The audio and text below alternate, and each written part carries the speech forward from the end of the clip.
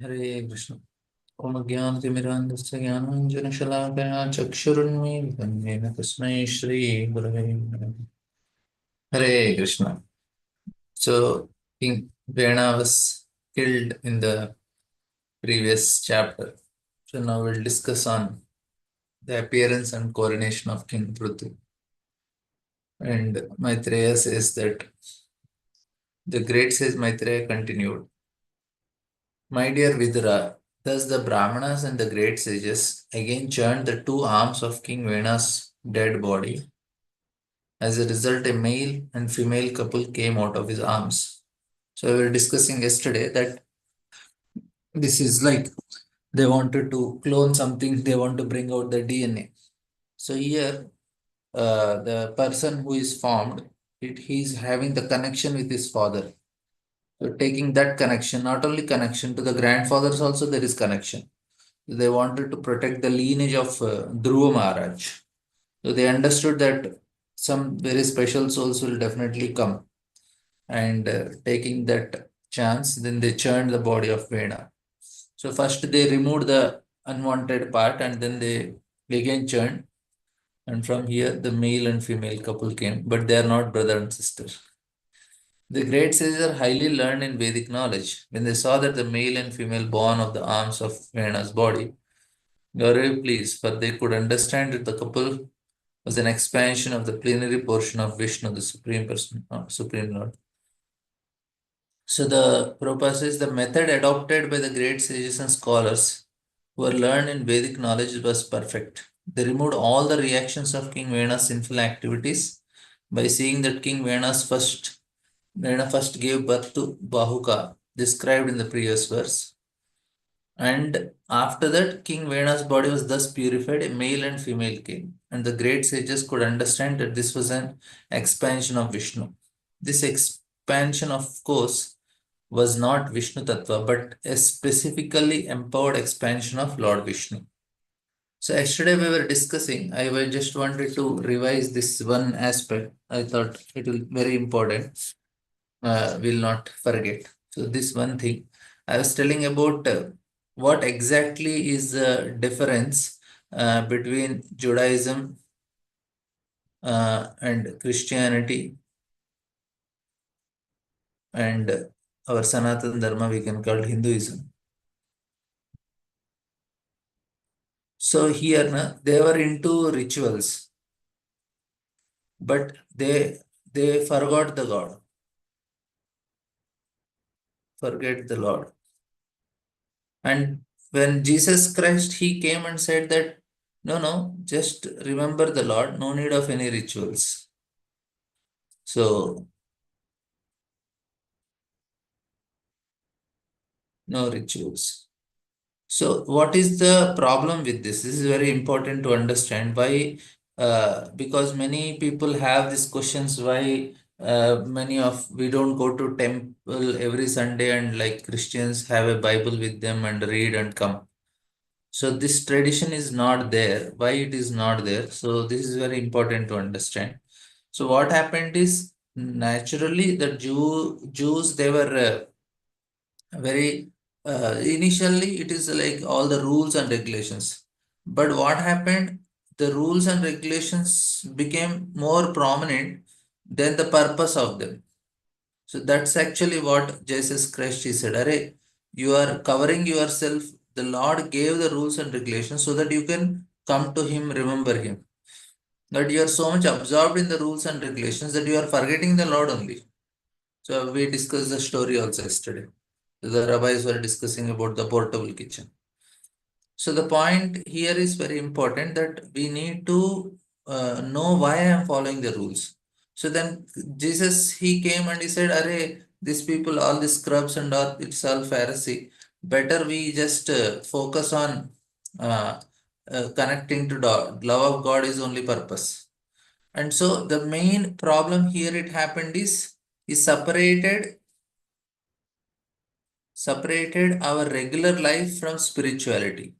So the separated the present life and spirituality. So that means you just have to go regularly to the church, connected to a monastery, and that's all. That will help you in salvation. What about, and if you don't connect yourself, and if you are doing any, say, your enjoyment in the regular life, then it's a problem. So you need to be connected, not officially, but you need to be connected, and you have to regularly attend. So spirituality is separate and regular life is separate. But here in our Sanatan Dharma, our activity itself is a spirituality, because all the rituals we do, smartavya satatam Vishnu, vismartam vinajatijit, sarva vidhi nishedasu yetayo yokinkaraha. So the purpose of following all the rules and regulations is to to remember Krishna. So this is most important difference we should understand. So this is what Krishna is trying to, our Sanatana Dharma, it is trying to explain this important aspect, that we are doing it because it is to remember Krishna. So it is not for just for the sake of following. So this is the main difference, and we need to be very clear about it. That why we are, of course, that's why the problem comes. Christian culture neglected, because Christianity arose as an antithesis of observation of rules of the scriptures, right? Judaism, it is actually natural religion. But what happened? They emphasize more on the rules. And when the rules became an end in itself, a person follows the rules for the sake of the rules. And it turns into Pharisee. So therefore, Jesus, he said, oh, these people are rascals. It is not correct. So he announced a new testament, and he said that the ultimate goal of man is love, and religion arose outwardly on this wave of denial of rules of the scriptures. You see, what Jesus, the flaw is that he created a religion denial of rules of scriptures. He said, but nothing good came out of it, because in the end people separated their lives from God. That means my regular life and Lord are separate. So what happens as a result? Christianity is a very great religion, no doubt, and Christ gave this impulse. But what happened? There is some mistake that lead to the fact. No, it got to read the instructions of scriptures. Then a person need to completely abandon this world. So, so this is like what it is said, that if the result of the religion is in which a person, if he goes to a monastery, he can achieve something. If he has not gone to a monastery, he lives a very joyful life in general, then they say that he cannot achieve anything, because God, who is present or may not be present in our life in the form of rules. So this has been the separation between one and the other. So religion has been separated from our real life. But in Sanatan Dharma, it is not like that. It is like you can be, your life can be part of the Vedas are clearly telling your life is a spiritual path. That means you follow the rules to remember the Lord only.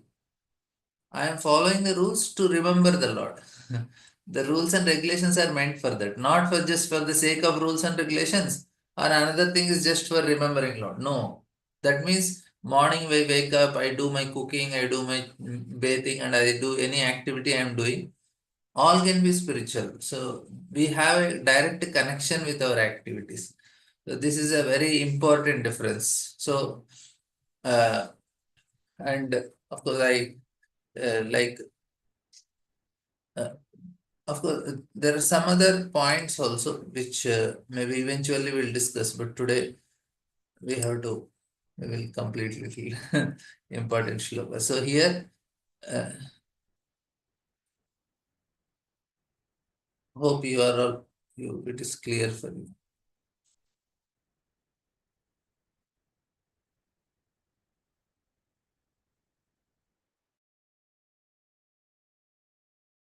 So Hinduism, it is rules for remembering God.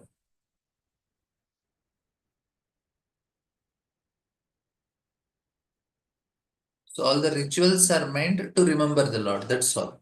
So this is the main difference between the three great religions of this world. So why we discuss, because King Vena was behaving in a particular way. So because of that we discuss this part. So anyway, here when male and female come from the same body, still they can be husband and wife also. It's not fault, because that's the arrangement for the Lord. So they were eternally like that. They're just like, say, if wife and husband are going from one house to they're entering into another house.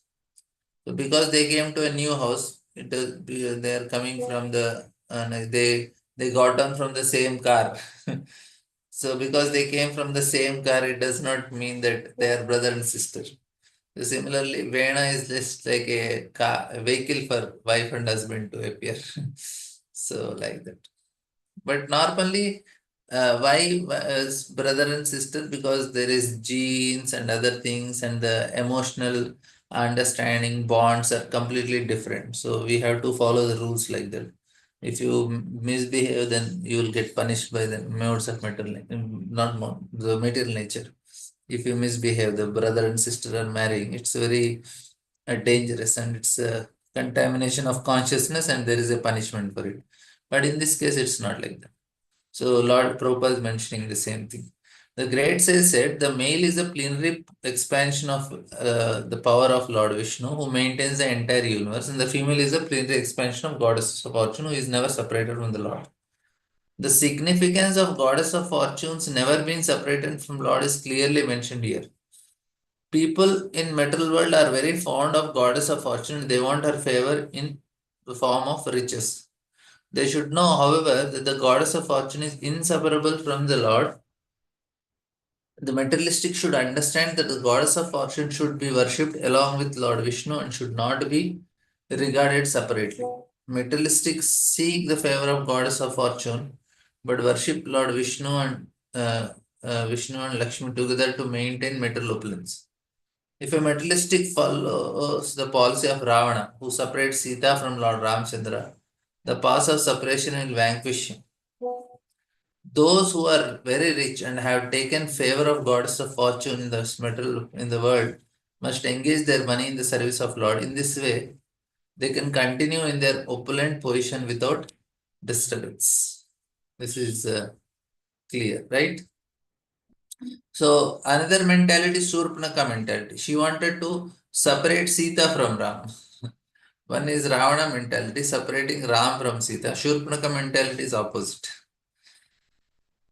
So this is how this world is.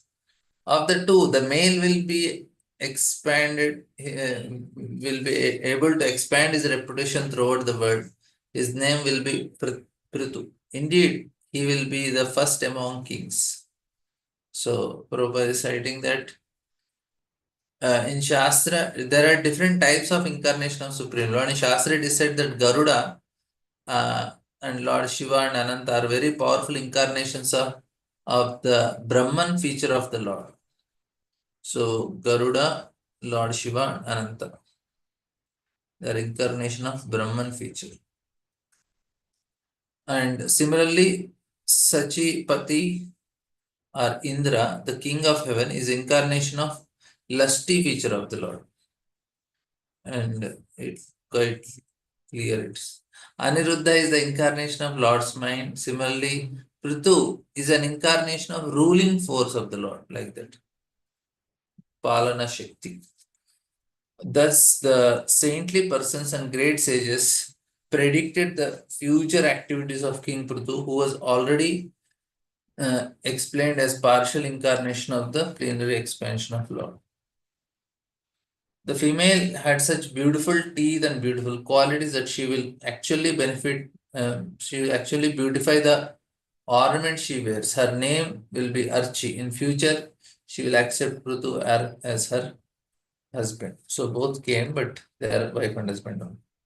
The form of King Prithu, the Supreme Lord, has appeared to the part of his potency to protect people of this world. The goddess of fortune is a constant companion of Lord. Therefore, she had incarnated partially as Archie to become Prithus queen.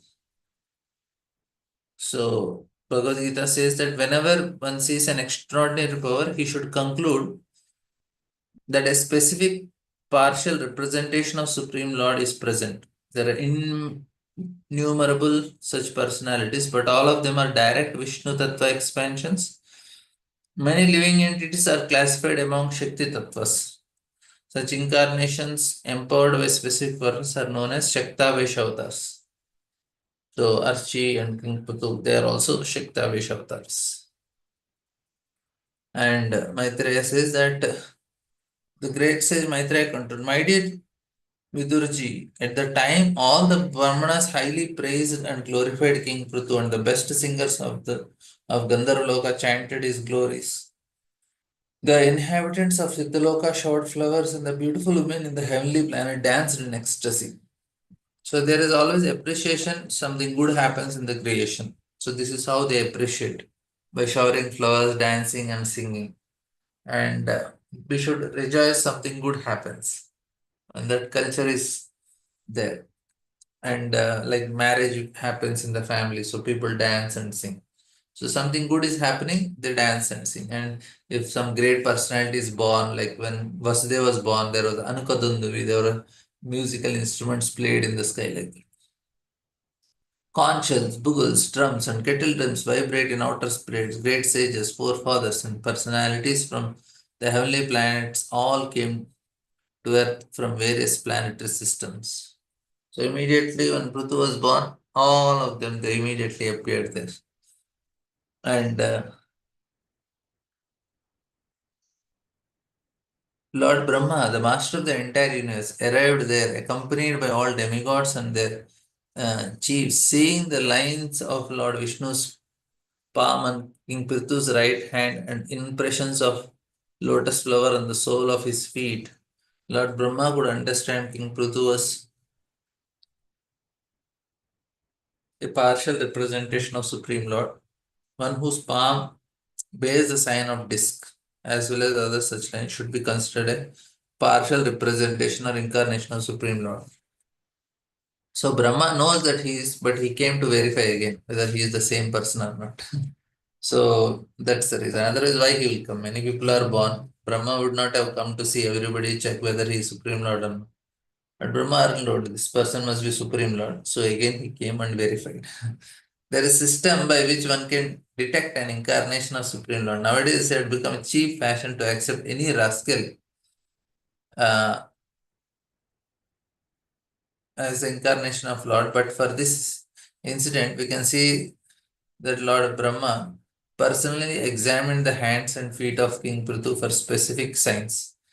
In their prophecies, the learned sages and Brahmanas accepted Prithu Maharaj as a plenary expansion of Lord. During the presence of Krishna, a king declared himself as Vasudeva, and Krishna killed him.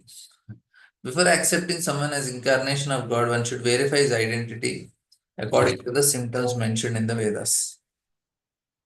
So, without these symptoms, the pretender is subjected to be killed by the authorities for pretending to be an incarnation. This is what is happening.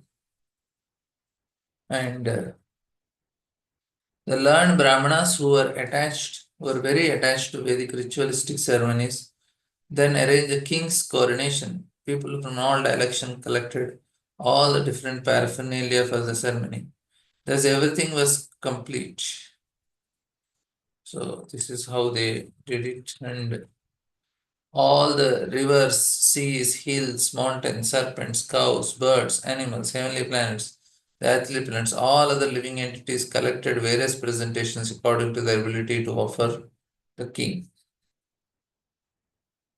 And thus the great King Prithu, exquisitely dressed with garments and ornaments and coronet and placed on the throne, king and his wife Archie, who were very exquisitely ornamented, appeared like fire.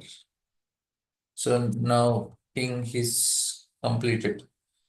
The great sages say continued, my dear Rudra, Kuvera presented King Prithu with a golden throne. The demigods Varuna presented with an umbrella that constantly sprayed fine particles of water and as brilliant as the moon. So now from here onwards, who gave what to Prithu is mentioned, and after that, what all they praise him. So